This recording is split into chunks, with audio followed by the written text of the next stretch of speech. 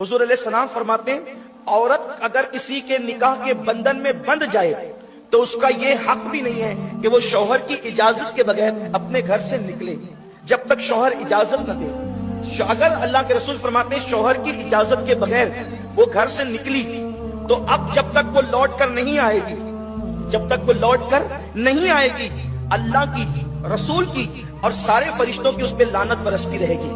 तो सहाबे किराम ने आसान किया और उसकी आका, करीम आका, बंदा परवर आका, हमारे माँ बाप आप पे कुर्बान, क्या शौहर अगर बीवी पे जुल्म करता है तो भी वो शौहर की इजाजत के बगैर बाहर न निकले?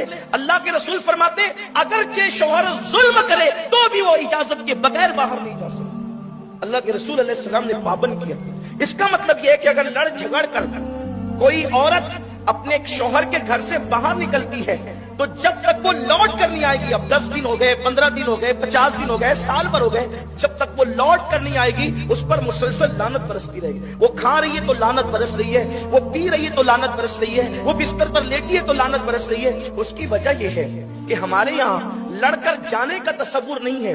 हमारे यहाँ तसव्वुर यह है कि अगर लड़ाई हो जाए, झगड़ा हो जाए तो उसी घर में रहो, अपने माँ बाप को बुलाओ, रिश्तेदार को बुलाओ, पंचों को बुलाओ और दोनों अपना अपना मुकद्दमा उन बड़ों के पास रखिए। कुरान शरीफ की आयतें हैं, कुरान मुकद्दस की आयतें कि उन तक रखो और उनका काम है, किनका? माँ बाप का काम है, बड़ों का काम है कि वो उनके दरमियान सुलह कराए, सुलह की सोचे।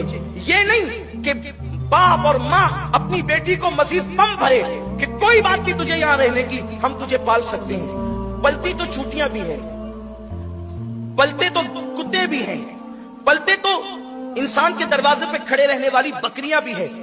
बात रोटी कपड़ा मकान की नहीं है, बात इज्जत के साथ बेटी के जीने की है। इज्जतदार लोगों की शान ये है कि जिनकी बेटियां निकाह के बाद सुर्ख जोड़ा पहनकर माँ के घर से निकलती है, उन शरीफ बेटियों की अलामत ये है कि वो सफेद जोड़ा पहनकर उस जनाजे की डोली में फिर शहर खमोशा की तरफ जाती है। यही नसीहत इस्लाम की है।